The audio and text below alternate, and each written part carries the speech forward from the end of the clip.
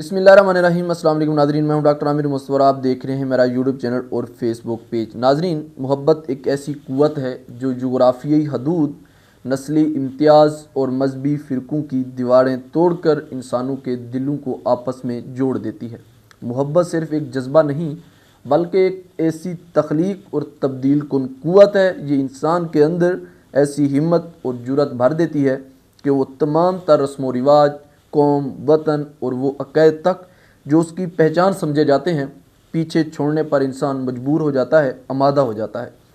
नाज़रीन, ये कहानी है एक जापानी लड़की की जो पाकिस्तानी लड़के की मोहब्बत में गिरफ़्तार होकर अपना वतन, अपना मुल्क, अपने माँ बाप, अपने अक़ायद सारा कुछ छोड़कर पाकिस्तान पहुँच जाती है।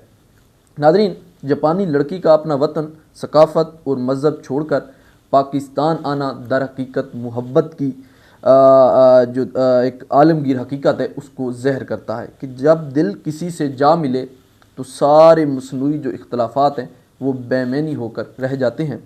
मशहूर फ़ारसी सूफ़ी शायर मौलाना रूम का तो यहाँ तक कहना है कि मोहब्बत वो समंदर है जिसमें सब रंग एक होकर रह जाते हैं।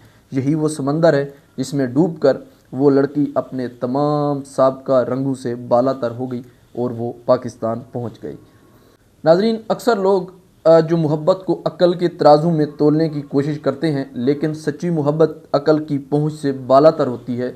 ये एक ऐसा दीवानापन है जो अक़ल के लिए हैरत का बायस हो सकता है, लेकिन रूह के लिए सकून का सामान होता है। मगरबी जो मुफक्किर हैं, पास्कल का कौल है, दिल की अपनी वजूहात होती हैं जिन्हें अक़ल नहीं समझ सकती। जापान से पाकिस्तान का सफ़र ज़ाहिरी तौर पर अक़ल के लिए एक पेचीदा फ़ैसला हो सकता है, लेकिन मोहब्बत के दिल ने उससे अपने लिए सबसे आसान और ज़रूरी सफ़र जाना। ये वो कैफ़ियत है जिसे सूफिया हाल कहते हैं, जहाँ इंसान मंतक की बजाय जज्बे के धारे में बह निकलता है। तो नाज़रीन, अब हम जाते हैं इस वाक़े की डिटेल की तरफ। ये कैसे वो लड़की मोहब्बत में गिरफ़्तार हुई और वो कौन सा लड़का है पाकिस्तानी, कौन से शहर से ताल्लुक़ रखता है, जिसने एक जापानी लड़की को अपनी मोहब्बत में गिरफ़्तार कर लिया, जकड़ लिया और उसको पाकिस्तान आने पे मजबूर कर दिया। नाज़रीन, ये वाक़या है 3-4 दिन पहले का, और वो भी पाकिस्तान के सूबा पंजाब के एक जो पसमानदा इलाका है, विलेज का इलाका है, वहाँ के लड़के का, जिसने ये कारनामा सर अंजाम दिया। नाज़रीन, पंजाब का एक डिस्ट्रिक्ट है कोट अद्दू, जो कि एक बैकवर्ड एरिया है, और वहाँ डिस्ट्रिक्ट कोट अद्दू का एक शहर है सनावा, और उसके साथ एक विलेज है नाला सरदार। ये वहाँ का एक लड़का है शुएब नामी, जिसका ताल्लुक़ गशकोरी बरादरी से है। तो वो सोशल मीडिया के ऊपर उसकी पहले एक दोस्ती चली एक जापानी लड़की के साथ। तो वो आहिस्ता आहिस्ता दोस्ती इतनी मज़बूत होती गई कि उस दोस्ती जो है वो मोहब्बत में तब्दील हो गई, और जो जापानी लड़की है वो शुएब नामी लड़के के साथ मोहब्बत में गिरफ़्तार हुई। इतना गिरफ़्तार हुई कि वो सब कुछ छोड़ने पे मजबूर हो गई। अपना वतन, अपने माँ बाप, अपना मज़हब, अपने अक़ायद सारी चीज़ें छोड़कर, और वो जापान जैसी खूबसूरत जगह को छोड़कर पाकिस्तान आने पे मजबूर हो गई। तो नाज़रीन, इस लड़की जो जापान से आई, जिसका नाम अंशी मोतो है, तो जब ये इनकी मोहब्बत बढ़ी तो पाकिस्तानी लड़के ने कहा कि आप पाकिस्तान आ जाएं, उसके बाद हम निकाह करते हैं। उसके बाद देखें, पहले मैं ये बताता चलूँ कि वो लड़की तो ज़रूर मोहब्बत में गिरफ़्तार हो गई, लेकिन ये मैं वसूख से कह सकता हूँ कि लड़का कोई मोहब्बत में गिरफ़्तार नहीं हुआ होना, क्योंकि पाकिस्तानियों के जो हालात हैं, तो हमारी जो आखिरी उम्मीद है यही रह गई है कि किसी तरह हमें बाहर का वीज़ा मिल जाए और हम निकल जाएँ। चाहे वो वीज़ा किसी तरह वर्क वीज़ा लग जाए, कोई स्टडी वीज़ा लग जाए, कोई जिस तरह का वीज़ा लग जाए। देखें, ज़्यादातर जो लोग हैं जो बैकवर्ड एरियाज़ के हैं, उनके पास ना पैसा इतना है, ना उनके पास इतनी तालीम है, ना वो स्टडी वीज़ा लगवा सकते हैं, ना वर्क वीज़ा। तो उनके पास एक ऑप्शन रह जाता है कि किसी तरह कि वहाँ की हम लड़की जो है वो पटा लें, वो सेट कर लें, ताकि उस बहाने हम भी यूरोप पहुँच जाएँ, अमेरिका पहुँच जाएँ, या कहीं भी अच्छे मुल्क पहुँच जाएँ। तो सबसे जो मेन टारगेट है इस वक्त जो पाकिस्तानी लड़के हैं उनका ये है। देखें, और सबसे यही वजह है। तो लोग कहते हैं ना कि देखें लड़के इतने वो हैं कि लड़कियां मोहब्बत में गिरफ़्तार होकर यहाँ पे आ जाती हैं। ये देखें, वैसे तो हम किसी काम के नहीं हैं, हम हर चीज़ में पीछे हैं, लेकिन इस चीज़ में हम बहुत आगे हैं कि लड़कियां सेट वुट करना हमारे लिए बहुत आसान काम है। और ये जो कारनामे हैं सारे इंजाम देने में जो पाकिस्तानी हैं वो शायद पहले नंबर पे हूँ। और उसकी वजह क्या है कि मुल्क के अंदर बेरोज़गारी, मुल्क के अंदर इंसाफ का जो तख्ता है वो उलट चुका है, कोई कानून नहीं है और यहाँ पे रहना बहुत मुश्किल है, कोई पूछने वाला नहीं है। एक अमीर ज़्यादा अगर एक गरीब को कुचल के चला जाए तो उससे कोई नहीं पूछ सकेगा।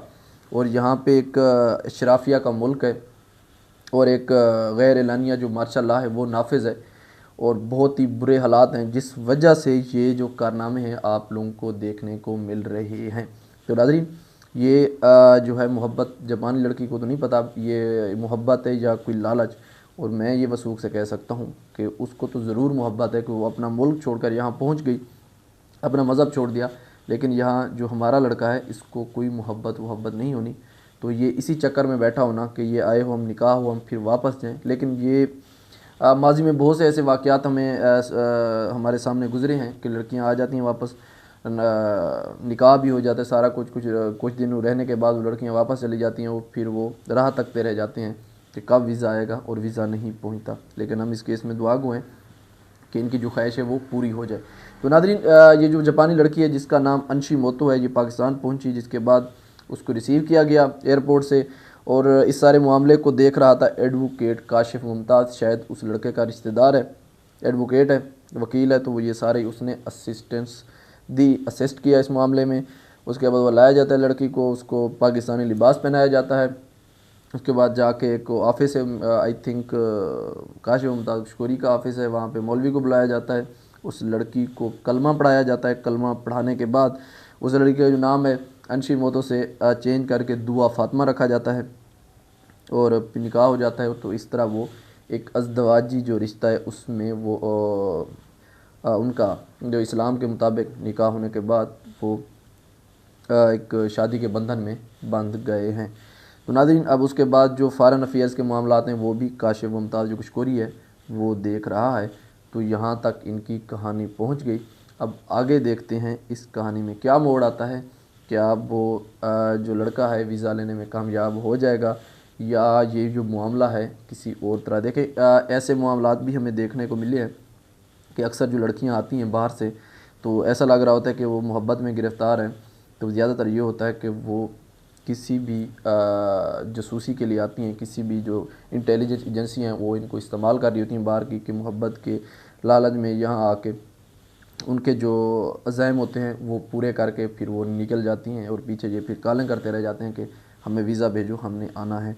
तो नाज़रीन, ये यहाँ तक कहानी थी। आगे देखें इस कहानी में क्या मोड़ आता है और ये इसमें क्या कहाँ तक इनकी ये मोहब्बत पहुँचती है। तो नाज़रीन, इंशाल्लाह हमारी मुलाकात होती है नेक्स्ट वीडियो में नया टॉपिक के साथ। तब तक के लिए अल्लाह हाफ़िज़।